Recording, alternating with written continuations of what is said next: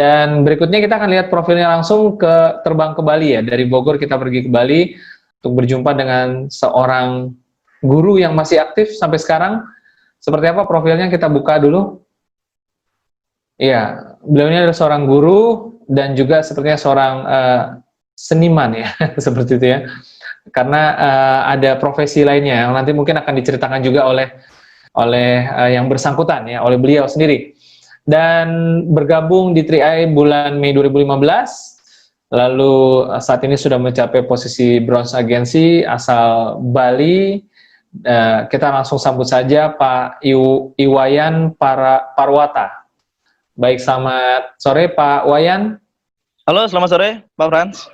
Ya, bagaimana kabarnya? Halo. Ya, bagaimana kabarnya Pak Wayan? Sehat luar biasa Pak Frans, terima kasih banyak. Oke, di rumah ya Pak ya? Oke. Hari ini di rumah Pak, karena guru kan memang bekerja di rumah sekarang. Oh, oke. Di masa pandemi seperti ini. Ya, Pak Wayan, ceritakan sedikit apa kesibukan aktivitasnya sebelum berkenalan dengan Tri-Eye ini Pak. Silakan Pak.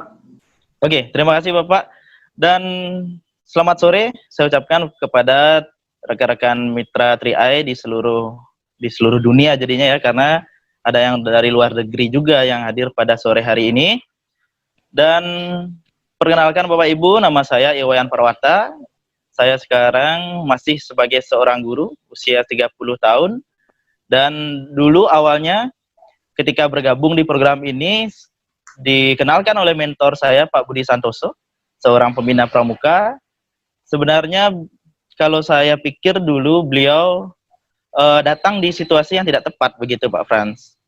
Karena waktu itu pas sekali ibu saya mengalami stroke gitu. Jadi beliau datang, saya berpikir bagaimana caranya untuk menolak beliau gitu. Dan akhirnya karena beliau datang tiga kali ke sekolah saya dulu dan tidak enak juga menolak beliau terus, akhirnya saya coba dan karena penghasilan waktu itu Bapak Ibu hanya 800.000, bukan bermaksud untuk menjelek-jelekkan atau menjatuhkan, bagaimana tidak, karena saya sendiri sebagai seorang guru sangat bangga sebagai seorang guru begitu. Dan penghasilan kita ya memang seperti itu, dan saya bilang dengan Pak Budi Santoso bahwa penghasilan seperti ini Kak gitu. Tapi beliau menguatkan dan akhirnya Bapak Ibu saya mengambil peluang itu. Dan ketika mengambil peluang itu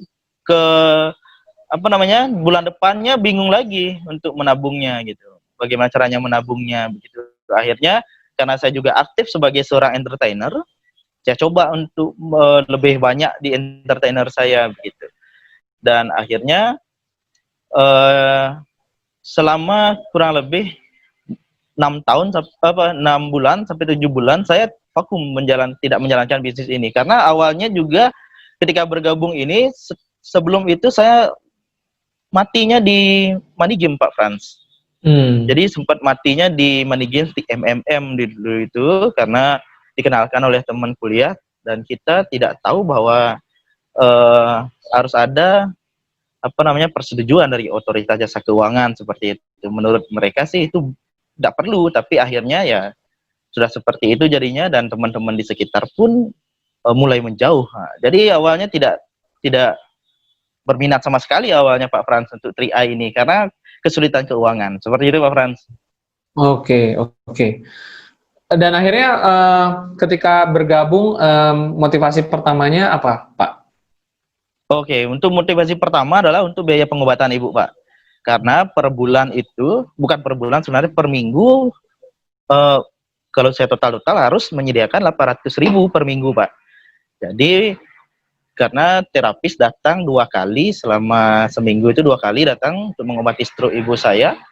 Jadi per bulannya itu paling tidak harus menyediakan uang sekitar 1.600.000 hanya untuk ibu saja dulu, belum kebutuhan yang lain. Sedangkan penghasilan hanya 800.000 waktu itu. Dan akhirnya saya coba mengenalkan program ini ke teman-teman saya, para penari, teman-teman di sekitar kita, lalu juga teman-teman guru. Dan karena mereka tahu latar belakang saya awalnya pernah kalah di money game, mereka tidak ada yang percaya seperti itu Pak Frans. Jadi awalnya akhirnya saya coba-coba pulang dari nari tidak langsung ke rumah jam 11 malam, jam 12 malam, tidak pulang langsung ke tempat teman-teman yang masih begadang waktu itu. Akhirnya dapat 5 orang awalnya, dan dari situ baru saya merasa bahwa wah ternyata bonus dari ini beneran ada gitu, tidak seperti yang waktu ini. Nah, itu sebenarnya motivasi pertama dan awal ketika mendapatkan bonus elit itu. Saya bilang ke orang tua bahwa saya mau coba fokus di program ini gitu. Awalnya orang tua juga tidak mendukung Pak Frans gitu. Mungkin 1 kali aja bisa begini, tapi selanjutnya bagaimana? Nah begitu. Karena motivasi yang kuat juga tidak melihat rada membandel begitu ya. Saya cobakan terus ini Pak. Saya cobakan, akhirnya mulai teman-teman, beberapa teman-teman mulai ada yang mau ikut, kemudian teman-teman entertainer, guru juga dan sekitar perlahan-lahan mulai melirik bisnis ini Pak Frans. Oke, berarti tidak menyerah di percobaan pertama, tapi coba terus dan gali terus dari orang-orang yang berbeda yang ada di sekeliling Pak Wayan, begitu ya? Iya, benar sekali Pak Frans. Karena orang terdekat kita sudah menjauh duluan Pak Frans. Jadi itulah sebenarnya motivasi terkuat saya, karena mereka bilang, ngapain kamu ikut yang begini? Kan sama aja seperti yang waktu ini. Nah, seperti itu. Jadi ketika saya sudah memprospek teman-teman kita, bahkan di suatu hari ketika saya datang ke kerumunan teman-teman, begitu Pak ya, tempat nongkrongan teman-teman, belum datang, belum duduk juga teman-teman sudah bubar duluan Pak Frans. Gitu. Takut di prospek katanya, ngapain deket-deket Wayan ini? Mungkin bercanda Pak Frans ya, mereka bercanda, tapi kita saya melihatnya itu sedikit gini juga, down juga waktu itu, bahkan pertemanan jadinya tidak bagus jadinya pada saat itu gitu. Karena mereka menjauhi karena gagal sebelumnya, takut di prospek katanya sih. itu yang serunya Pak Frans di awal-awal. Pak Wayan kan aktif guru, terus seorang entertainer juga ya, penari api begitu kan. Sampai sekarang masih itu ya, sebelum COVID 2019 masih suka itu kan, entertainer juga kan, fire dance begitu kan? Masih Pak Frans. Jadi memang penghasilan kedua saya adalah dari menari, dari entertainer, selain dari Tri-Eye dan jadi guru. Karena dari sana kita bisa melihat sekali tampil gitu Pak Frans ya, sekali tampil kita langsung mendapatkan bayaran gitu. Iya. Jadi itu yang karena mengejar penghasilan waktu itu, saya kejar terus itu Pak Frans. Menari itu sebelum masa pandemi ini lancar, dan selama pandemi ini, nah kita tidak bisa berkata apa-apa Pak Frans, orang entertainer, karena basic kita di Bali kan sebenarnya pariwisata. Sedangkan pariwisata kita selama kurang lebih 4 bulan, 5 bulan ini sudah jauh. Banyak teman-teman kita yang dirumahkan dalam tanda kutip begitu. Oke. Jadi ya seperti itu Pak Frans kalau entertainer. Bagaimana membagi waktunya? Kan aktif sebagai guru, aktif sebagai fire dancer begitu di tahun 2019, 18, 17 kan kemarin. Dan juga aktif di Tri-Eye. Ini kan berarti ada 3 aktivitas. Karena orang punya 2 aktivitas saja, bekerja di kantor dan Tri-Eye saja rasanya sudah ngos-ngosan, dia capek gitu kan. Nah ini 3, itu gimana Pak Wayan bisa mengatur waktunya Pak? Jadi sebenarnya seperti ini Pak Frans. Ketika mengenalkan program ini, program Tri-Eye ini, dan yang saya sukai dari program Tri-Eye ini karena waktu yang fleksibel Pak Frans. Kan bisa dikenalkan ke siapa saja, di mana saja, tidak perlu datang ke kantor, hanya dengan flip chat dan orek-orek saja sudah bisa kita jalankan bisnisnya, begitu Pak Frans. Jadi karena pagi kita ke sekolah sampai jam 3 saya di sekolah, karena sekolah swasta. Jadi selama masa istirahat jam 9.15 istirahat pertama di sekolah, dan jam 12:15 istirahat kedua, di situ baru bermain HP. Bermain HP dalam artian kita mengenalkan program ini ke teman-teman di Facebook, kemudian di WhatsApp. Dan sore harinya ketika ada job nari, saya ambil job nari itu sambil mengenalkan program ini ke teman-teman juga. Tantangan kita adalah di entertainer Pak Frans, karena seperti yang saya sampaikan tadi, seorang entertainer itu dia sekali job, sekali mendapatkan penghasilan, dapat penghasilan, dan seperti gampang begitu Pak ya, karena sekali nari, kita bersenang-senang, kita dibayar. Nah seperti itu. Jadi ketika mengenalkan program ini, teman-teman belum begitu tertarik karena entertainer masih bagus gitu. Seperti itu cara membagi waktunya. Oke. Dan waktu memulai kan juga ya mungkin udah ada aktivitas fire dancer begitu Pak ya, yang mungkin penghasilannya cukup lumayan. Tetapi juga sebagai seorang guru yang pendapatannya juga terbatas, saat itu mungkin secara keuangan juga masih diperjuangkan karena yang tadi Pak Wayan bilang ya, berjuang untuk dapat penghasilan begitu. Nah, bagaimana Pak Wayan melihat kan banyak orang juga yang mengatakan, waduh saya keuangannya lagi terbatas nih. Nah, kalau menurut Pak Wayan justru harusnya bagaimana mereka menyikapi ketika mendapatkan peluang bisnis 3N atau gini Pak? Oke, karena saya sendiri mengalami Pak Frans, mengawali bisnis ini dari ya katakanlah penghasilan tidak seberapa begitu Pak ya. Jadi saya menjual diri saya sendiri, dalam artian saya menceritakan bagaimana saya mengawali program ini Pak Frans. Justru karena kita butuh penghasilan tambahan, kita seharusnya bisa menjalankan bisnis ini. Karena kalau saya, mohon maaf, bukan bermaksud untuk membandingkan seperti itu, karena di program 3i ini kita kan membantu Pak ya, bahu-membahu, saling membantu teman. Kalau di yang lain, itu persaingannya keras sekali Pak. Ketika kita mengenalkan program keahlian kita, kemudian misalkan resep kita, atau mengenalkan bumbu-bumbu rahasia kita kepada teman kita ini dan sudah mempelajari sistemnya ke kita, dia bisa membuat agensi sendiri, dia bisa membuat tempat kerja sendiri begitu. Karena saya pun awalnya juga tertegun seperti itu ketika saya mengajarkan keahlian saya ke teman-teman, tiba-tiba job datang bukan ke saya lagi gitu. Karena kita menjadi orang yang kita latih dulu, yang kita kenalkan dulu, dia menjadi saingan kita Pak Frans. Dan kita juga tidak bisa melarang dia untuk tidak berkembang, kan seperti itu. Kita saling bersaing secara sehat saja, sekalipun awalnya teman-teman itu berasalnya dari yang saya latih. Nah seperti itu.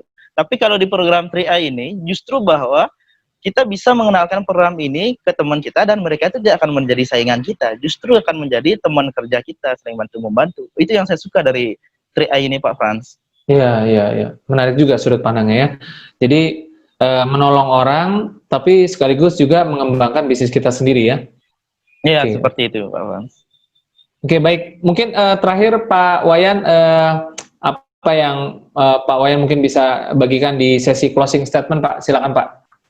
Oke, jadi untuk teman-teman sekalian di seluruh dunia jadinya ya, karena saya bercermin dari diri saya sendiri yang ketika mengawali bisnis ini banyak sekali penolakan, bahkan ditentang oleh beberapa pihak.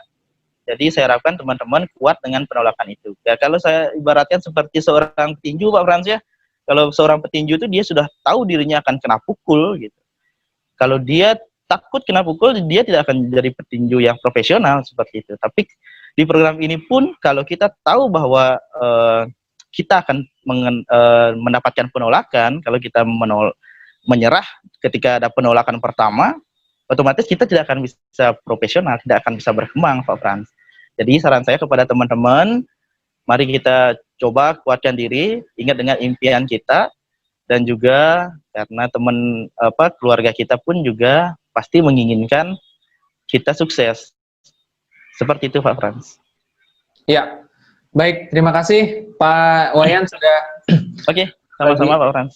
Berbagi kisah ya, semoga Pak Wayan bisa mencapai target yang lebih besar lagi di bisnis ini dan bisa menjadi inspirasi juga lebih banyak lagi. Sampai ketemu lagi Pak Wayan di acara-acara mendatang. Pak Wayan, sukses terus, sehat dan tetap semangat. Oke, terima kasih Pak Frans. Gokron. Ya, baik. Dan terima kasih juga kepada Bu Ayu ya, yang tadi sudah berbagi kisah pada kita. Dan teman-teman semua, banyak sekali yang kita dengar setiap hari dari acara Triumph Channel ini, dan hari ini pun kita mendengar ya, kalau teman-teman kemarin mengikuti, ada seorang pastor dan ada seorang advokat. Hari ini ada seorang mantan GrabCar masih muda dan seorang Pak Wayan ya, yang juga seorang guru dan seorang freelancer yang secara industri pariwisata di Bali pun mengalami tekanan akibat kondisi pandemi COVID ini. Tentu kita semua berjuang dengan agenda kita masing-masing, kita memiliki situasi dan kondisi yang berbeda. Seorang Bu Ayu berjuang untuk bayar hutangnya 300 juta ya, seorang Pak Wayan juga berjuang untuk membangun situasi ekonominya di sana. Kita semua punya situasinya masing-masing. Tetapi luar biasa, bisnis ini bisa membantu kita apapun impian yang sedang kita mau capai. Memang kita perlu rajin, kita perlu semangat, kita perlu belajar ya. Dari awal kita bergabung, kita harus belajar. Semakin belajar, semakin berusaha, kita akan semakin mahir, semakin bisa. Dan melalui acara-acara Trialife Channel ini, teman-teman akan sangat terbantu sekali untuk tetap menjaga semangat, ya, mempertajam inspirasi dan motivasi bersama dengan anggota timnya, dan terus gerakan mesinnya sampai impian itu bisa tercapai. Dan untuk di sesi akhir ini mungkin ada promosi untuk hari Sabtu, Pak Sandy, mungkin kita buka dulu, boleh? Ya, di hari Sabtu besok teman-teman semua kita akan ngobrol dengan seorang platinum agensi yang mungkin sudah terkenal ya, yaitu The Lakerman ya, yaitu Pak Sugiar. Ini juga kisahnya sangat inspiratif sekali. Jangan sampai ketinggalan ya, pastikan siapin dari sekarang teman-teman Anda, tim semuanya untuk bisa menonton hari Sabtu jam 2 siang ya. Akan ada sesi presentasinya terlebih dahulu sebelum kita sesi testimoni. Dan untuk itu saya sekali lagi ucapkan terima kasih kepada semua partisipan yang sudah bersemangat ya, antusias dari awal sampai selesai, dan juga kepada Pak Sandy yang sudah membawakan presentasi marketing plan tadi di sesi yang pertama. Sampai ketemu lagi teman-teman semua hari Sabtu, besok libur ya. Hari Sabtu kita kembali di Trialife Channel di pukul 2 siang. Sampai jumpa dan go Crown!